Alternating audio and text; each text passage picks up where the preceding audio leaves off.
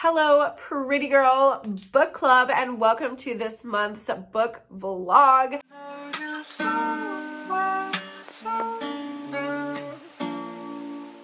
In this video, I'm going to be reading Temper for our November pick. I'm so excited to discuss with you. I literally just posted the poll on Patreon just now to figure out when our live discussion is going to be, and I cannot wait for it. I already read the book, so I'm just obviously filming this intro after the fact because I was actually traveling when I read it, and I am going to do a couple updates right now because I tried to film updates in public.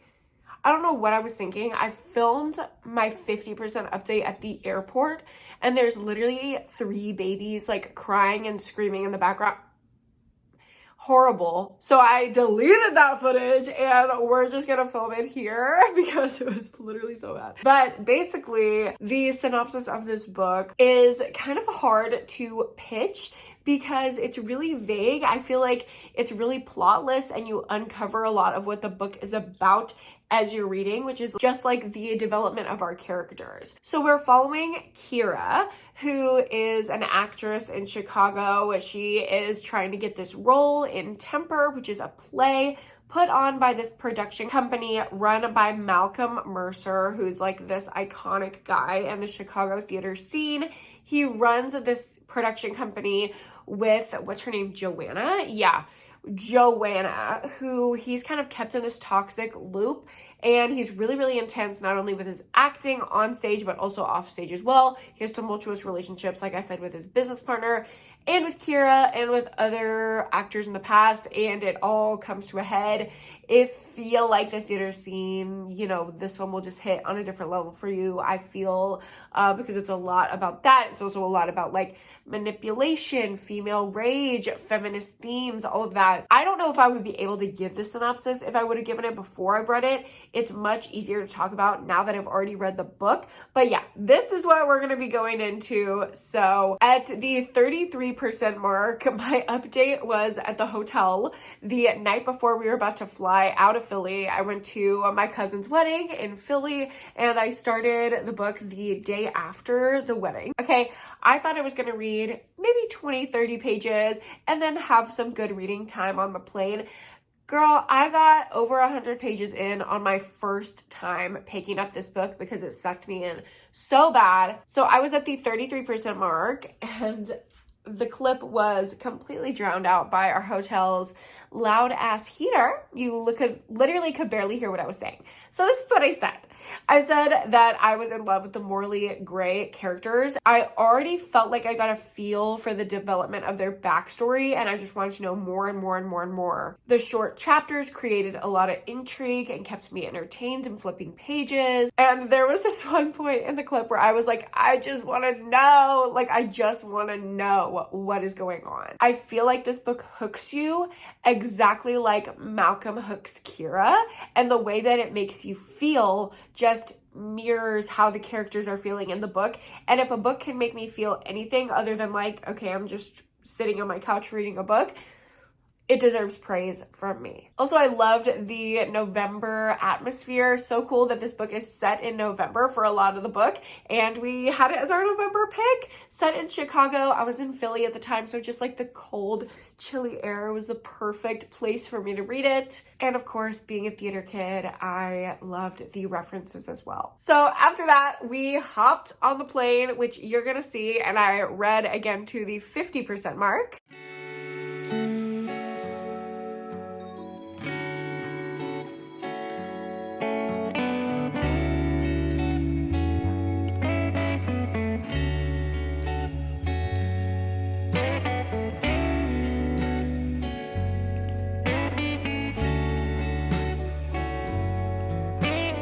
And my 50% updates, because I was at the 50% mark at this point after we landed, I literally did it at the airport. What is wrong with me? I was like, oh yeah, this will be good footage.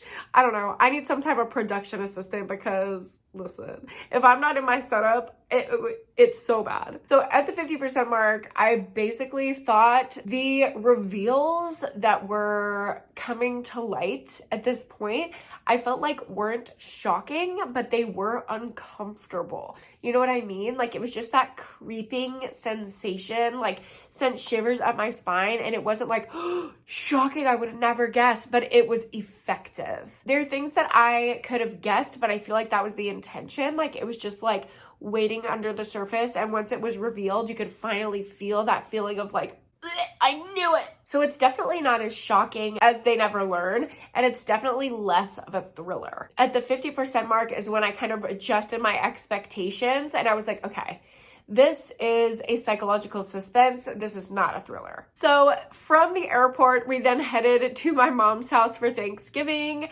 and I continued reading the second half of the book. Hello guys, good morning. We got back from the airport last night at my mom's house, and we were just trying to chill, catch up with my mom. We like played a fun little family game. Also, I'm wearing my Happy Halloween merch still, even though it's Thanksgiving and not Halloween, because it's just so soft and cozy. I literally cannot wait to do more merch. I also met someone, like I networked in Austin with someone about making merch, and she's like a cool horror girl, so things are in the works. Things are coming together. But yeah, I am so tired. I can't believe I got up and did my makeup, especially with these wings. Y'all, I've been doing my wings again.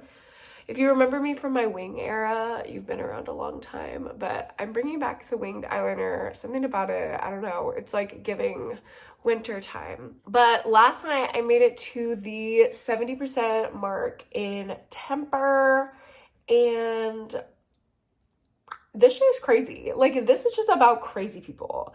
This is like reality TV show level crazy drama, but with really beautiful writing, so you don't feel guilty about, not that you should feel guilty about reading something that's just like trashy reality TV drama, but like, that's what this is, but the writing is so beautiful that it's like, is it trashy? Or is it just life kind of thing? Like, I don't know if that makes sense, but I'm at the 70% mark. I've only read 20% since I last updated you, and I feel like nothing's happening. Like, it's just kind of plotless, but it's just crazy people. Like, I'm just reading about crazy people being crazy. That's how it feels to me. But I am enjoying it a lot. So I think I'm gonna go help my mom make breakfast, which means I'm gonna sit at the breakfast bar and read my book while she makes breakfast. And then I'll probably finish this book because we have no other plans for today.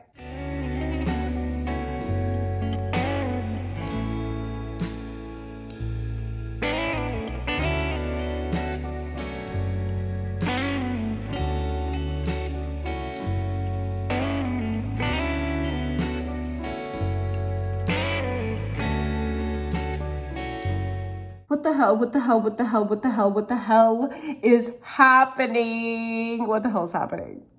I just need a moment. I just need a moment. Oh my God. I think I'm like 80% in. This is just a fever dream. Like, this is someone's weird fever dream, and it's atmospheric. Like, I can't deny that I'm enjoying the atmosphere. Like, it just feels like this literally, it feels like night film. Okay. It's like the night film fever dream atmosphere. But I gotta finish it. Oh my God, I gotta finish it, and then I gotta update you. Hello vlog. I'm back in my neutral corner with semi-decent lighting, so I can give you my 100% update of Temper by Layne, Fargo. Oh my God. I feel like I never knew anyone's intentions throughout the entirety of the book. Like, it was just such a gag to be in these people's heads. Especially Joanna. Like, she was just a wild card at all times, but I still cared about her. Like, she was still sympathetic. And I felt very similarly about Kira. Like, I never knew what she was doing. I never knew her motivations or like completely understood her as a character, but I cared about her so deeply. And I feel like you can see the parallel there between like Kira and Joanna never understand Malcolm, the entirety of their relationship with him. Whether it's short like Kira or long like Joanna, like nobody truly knows him. But for some reason, they're all just drawn to him. Like, you care about him and you want to keep understanding and reading and trying to like break open to get to a deeper level with him, which is exactly how I felt about Kira and Joanna. Like, wow, wow, wow. The more that I talk about it, the more that I'm like, wow, this book is a masterpiece. And the expose in the paper. Oh my God, Joanna, slay, Miss Joanna. I loved the last few chapters that were just like opening night. That was probably my favorite part of the book. And I loved the open ending. I feel like you cannot have a beautifully tied bow on the end of the story because it wouldn't fit. It just wouldn't fit these characters. They're too complex and open and confused themselves to have a perfectly tied up ending. So I'm fine with the open ending. I actually really like it, but I wish before we went into opening night, we tied up a few loose ends. So the ending didn't seem so abrupt, because I'm fine with it being open, but the abruptness, it was kind of jarring, and I think it's supposed to be that way, but I'm still a little fuzzy on some things. I made some notes. Mal's motivations. I don't think we're supposed to understand him, but I wanted a little bit more. Bryn's role in everything, like, her as a person, I wanted more about her. What's next for Joanna? I would like to know what's going on there. I would like to know more about Kira's mental state before going into opening night. I would have wanted some concreteness around Jason and that whole situation from the past. And I would want to know, do Spence and Jason stay together? Like, are they endgame? Is that what changed Spence's personality and the way that he was interacting with Kira? Those are the loose ends that I feel like should have been tied up. Maybe other than Mal's motivation, the biggest one that's like nagging at me. But the rest of them, I wish we got some closure for. So overall, yeah, I feel like I have too many questions to really rate it a 5-star, but because I understand it and I liked where it was going, and I get it. And I really enjoyed the atmosphere and the characters, and it made me feel such strong emotion. I'm gonna give it 4.5 out of 5 stars. I can't give it 5. Too many questions for 5. But 4.5, I feel good with. It was just gorgeous writing. It was so visceral. God, I cannot wait to discuss this one. It's gonna be so good. So hopefully I will see you guys at the live show. So that is gonna be it for my Tempura vlog. I cannot wait to discuss this book with you guys. I know it's very divisive. We have like a 2-star, 3 stars coming up in the chat every day. But then I know that there are some other people who loved it as much as I did. So it should be a really fun discussion. Make sure you vote in the poll and show up for our live show. I will see you then. Bye.